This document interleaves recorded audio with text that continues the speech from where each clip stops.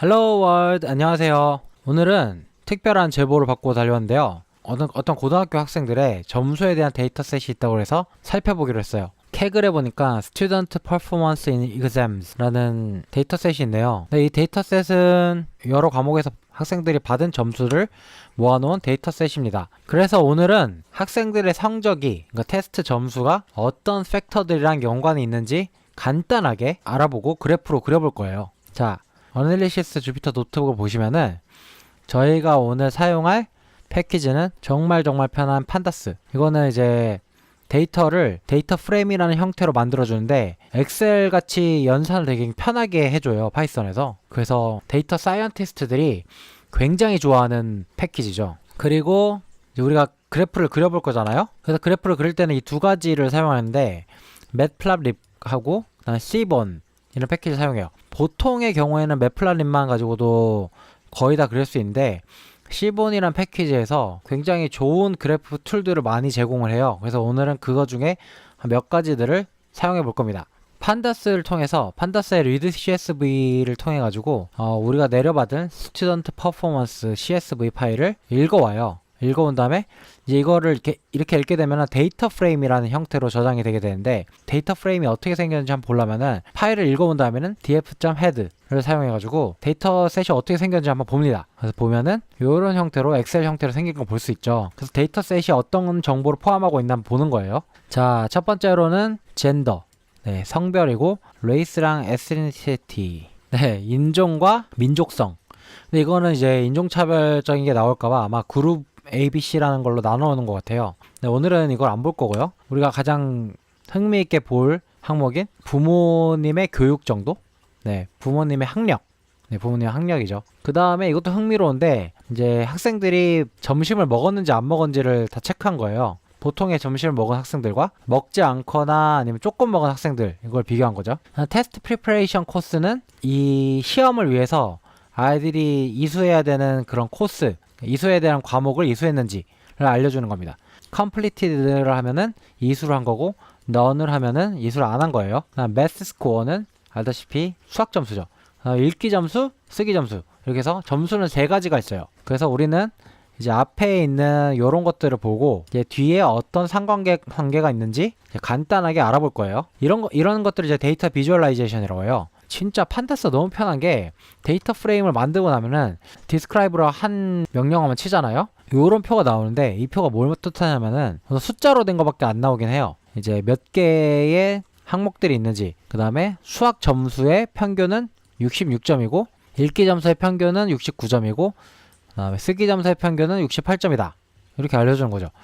STD는 스탠다드 디비에이션, 표준 편차입니다. 25%에 걸리는 이제 점수들, 50% 걸리는 점수들, 75% 걸리는 점수들. 75% 안에 들려면은 이제 수학을 77점 맞아야 된다는 얘기죠. 그 다음에 최대 점수는 100점이다. 만점 받은 학생들도 있네요. 쉽게 그려볼 수 있는 건 여기서 이제 페어 플랫이라고 하는데, 상관관계를 보는 거예요. 그래서 매스 스코어, 수학 점수랑 읽기 점수랑 쓰기 점수의 이제 페어 플랫, 상관관계를 한번 보도록 하겠습니다. 이렇게 쓰면 굉장히 쉽게 이런 그래프를 볼 수가 있는데요. 자, 이걸 좀 확대해서 볼게요. 대각선으로 이렇게 있는 줄은 분포도를 나타내는 거예요.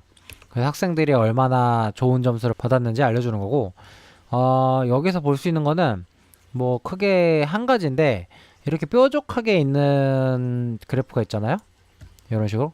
그러면 상관관계가 높다는 거죠. 넓을수록 상관관계가 적다는 거고, 이 뜻은 뭐냐면은 리딩 스코어랑 라이팅 스코어, 통계적으로 읽기 점수를 잘 받으면은 쓰기 점수를 잘 받을 수 있고, 쓰기 점수가 높으면은 읽기 점수도 높다라는 얘기죠. 네, 여기서는 이렇게 알 수가 있고요. 네, 수학 점수랑 읽기 점수랑 쓰기 점수의 평균을 구할 거예요. 평균을 구하는 이제 함수를 만들었고요. 에버리지 스코어라는 함수를 만들었고, 그 다음에 데이터 프레임의 apply 메소드를 이용해가지고 에버리지 스코어, 엑시스의 1번 방향, 1번 축으로 계산을 해가지고 이 함수를 계산해서 에버리지 스코어를 내줘라, 그러니까 평균 점수를 내봐라 라는 거예요. 평균 점수를 내서 데이터 프레임에 다시 저장할 겁니다. 네, 궁금하니까 df.head를 쳐가지고 에버리지 스코어가 잘 저장된지 한번 보면은 마지막 컬럼에 에버리지 스코어가 저장된 것을 볼 수가 있죠. 네, 요 앞에 세 개의 평균을 낸 거예요. 첫 번째로 우리 아이들의 시험 점수가 점심을 먹었는지 여부랑, 그러니까 우리 아이들의 시험 점수랑 점심을 먹었는지 여부랑 어떤 상관관계가 있는지 한번 보겠습니다. 그래서 오늘 우리가 사용할 것은 10원의 캡 플랫이라고 카테고리컬 플랫인데요. X축에다가 런치를 넣고요. Y축에다가 매스 스코어, 수학 점수를 넣고요. 그 다음에 또 젠더, 성별로도 구분을 할 거예요. 네, 색깔로 성별을 구분하고 X, Y축으로 각각 점심을 먹었는지 여부랑 그 다음에 수학 점수 이렇게 해서 할 건데, 우리가 그릴 그래프 타입은 아마 처음 보신 분도 많을 텐데, 이제 박슨이라고 대용량의 데이터에 굉장히 적합한 형태의 그래프예요. 그래서 박슨이라는 그래프를 소개해 드릴 거고, 좀 이따가 한번 보겠습니다. 그래서 데이터 같은 경우는 이제 데이터 프레임을 같이 넣어주고요. 한번 볼까요? 제가 여기서는 3개의 그래프를 그렸는데 각각 점수, 그러니까 수학 점수, 읽기 점수, 쓰기 점수에 대한 그래프를 그려봤습니다. 네, 수학 점수에 대한 그래프인데, 우선 여기서 알 수 있는 거는, 우선 보는 방법도 알려드리면은, 이제 빨간색이 여자고 파란색이 남자입니다. 네, 레전드에 나와있죠. 그래서 색깔로 남자 여자를 구분했고요. X축에는 점심을 잘 먹은 애, 점심을 못 먹거나 조금만 먹은 애 나누었고, 그 다음에 Y축에는 수학 점수로 나눴습니다. 그래서 이쪽으로 갈수록 굉장히 수학 점수가 높은 거죠. 여기서 알 수 있는 2가지 사실이 있는데요. 이 뚱뚱한 부분은 이제 아이들이 많이 몰려 있다는 거죠. 그래서 평균이 여기 있을 확률이 높아요. 그래서 평균하고 이런 분포도로 보시면은, 수학의 경우는 남자 아이들이 밥을 먹던 안 먹던 여자 아이들보다 평균이 약간 높은 것을 알 수 있어요. 네, 파란색이 조금 더 높죠. 그게 우리가 알 수 있는 이 그래프에서 알 수 있는 첫 번째 사실이고, 두 번째 사실은 이제 점심을 제대로 먹은 아이들, 그러니까 왼쪽 그래프랑 점심을 잘 못 먹은 아이들, 오른쪽 그래프랑 이렇게 통계적으로 차이가 난다는 거예요. 그래서 평균이 우선 차이가 나고요. 점심을 먹은 아이들의 점수가 더 높고 점심을 안 먹은 아이들의 점수가 더 낮아요. 네, 되게 굉장히 신기하네요. 그리고 더 위험한 점은 여자아이들의 경우에는 점심을 안 먹으면은 굉장히 저 아래까지 갈 확률이 높다는 거예요. 시청자분들 중에 아이들이 있으신 분들이 있으시면 꼭 아침이나 점심을 먹이고 시험을 보도록 하는 게 좋을 것 같습니다. 이번에는 점심을 먹었냐 안 먹었냐에 따른 리딩 점수인데요. 이것도 비슷해가지고 넘어갈게요. 궁금하신 분들은 직접 쳐서 보시면 될 것 같아요. 네, 이번에 볼 항목은 테스트 프리퍼레이션 코스인데, 테스트를 위한, 그러니까 시험을 위한 준비 과목을 들었냐 안 들었냐의 여부에 따라서 똑같은 카테고리컬 플랫을 그려보겠습니다. 아까랑 바뀐 점은 X축에 이제 테스트 프리퍼레이션 코스로 바뀐 것밖에 없어요. 런치에서 테스트 프리퍼레이션 코스로 바뀐 거죠.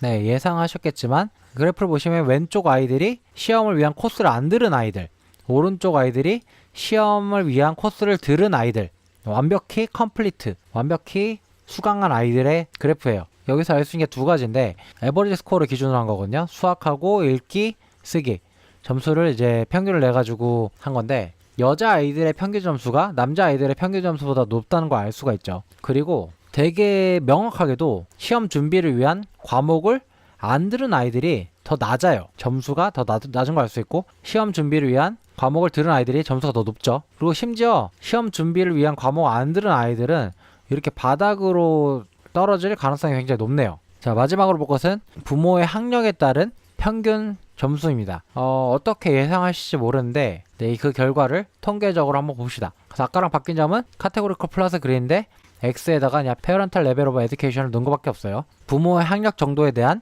평균 점수의 분포를 한번 보겠습니다. 자, 헷갈리니까 제가 여기다가 써놓을게요. 그래서 이거는 학사학위고요. 4년제죠. 4년제 학사학위를 받은 부모들의 아이들이 받은 점수들의 분포고, 썸 컬리지는 뭐 전문대나 2년제겠죠. 전문이라고 쓸게요. 마스터 디그리는 이제 석사, 석사나 석사 이상이겠죠 아마. 그 다음에 어소시에이츠는 준학사, 하이스쿨은 고등학교죠. 썸 하이스쿨도 고등학교예요.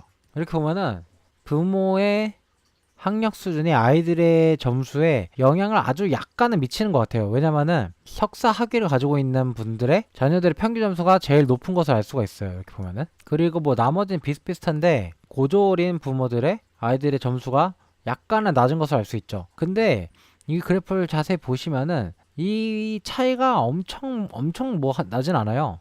지금 보시면은 거의 평균이 60 몇 점에서 70점대거든요. 엄청 많이 나진 않아요. 상관관계가 있기는 하지만 그렇게 심각할 정도는 아니다 라는 것을 이 그래프가 보여주고 있습니다. 오늘 준비한 영상은 여기까지고요. 우리가 오늘 한 것들은 이제 데이터 비주얼라이제이션의 일부인데 데이터 시각화죠. 그래서 어떻게 이렇게 큰 데이터들을 보기 쉽게 그래프로 만들고 가공하고 해석할 것인가, 이게 바로 데이터 사이언티스트가 하는 일입니다. 오늘 여러분들은 그 과정의 일부를 한번 경험해 보셨고요. 이 데이터들을 가지고 그래프를 그리고 그 다음에 가공하면서 더 많은 인사이트들을 얻으셨으면 좋겠네요. 다음에는 더 재밌고 신기한 프로젝트로 만나 뵙도록 하겠습니다.